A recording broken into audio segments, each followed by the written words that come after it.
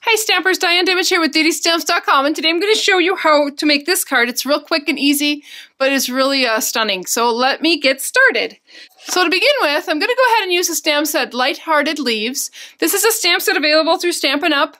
Until January 4th of 2016, but it's a great stamp set. I have done several videos with it, and I'll link them into this one. But it's great. It just has a real fun, funky look.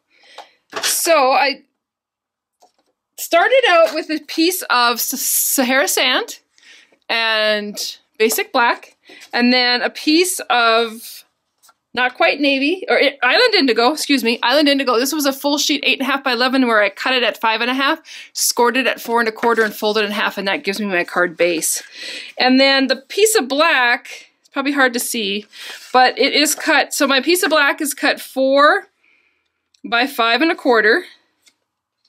So it's going to layer right onto that card base.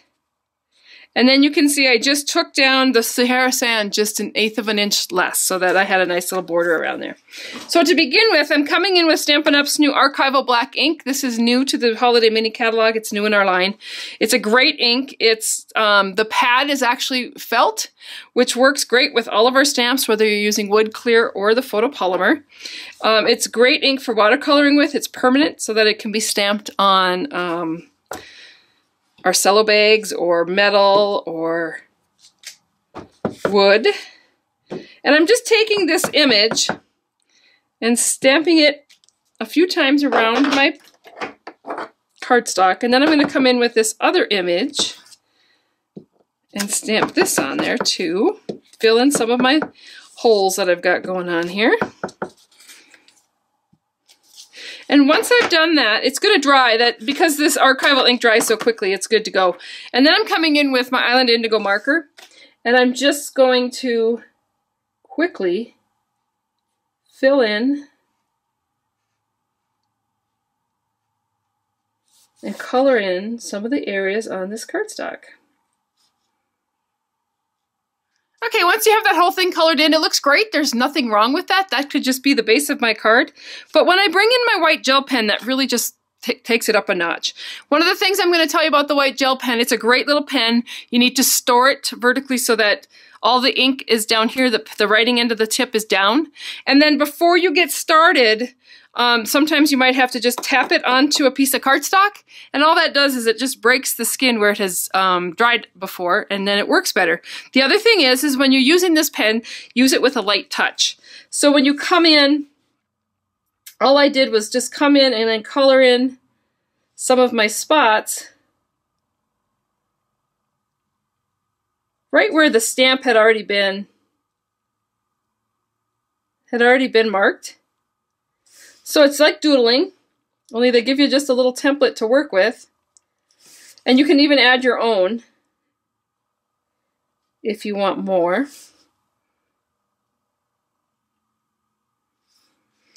So I'm just going to go ahead and fill in some spots and really kick this card up a little bit.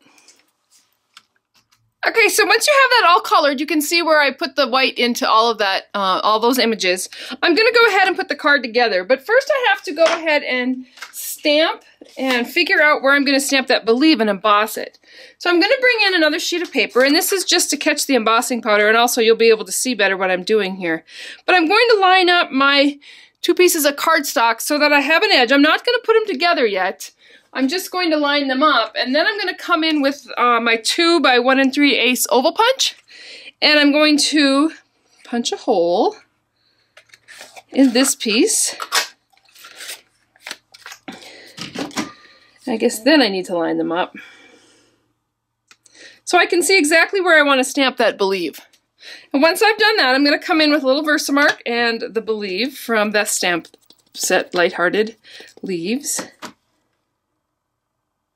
And of course you won't be able to see where the Versamark is because it is a clear ink. But when I pull this piece off, I'll be able to sprinkle that with embossing powder.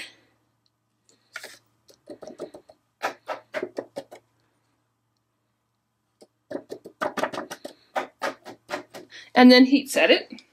And then once that's heat set, I'm going to go ahead and Put the embossing powder back in the jar. Okay, once I have that embossed, I'm going to go ahead and take some of the stitched, our basic black stitched satin ribbon, boy that's a mouthful, and tie this into a bow.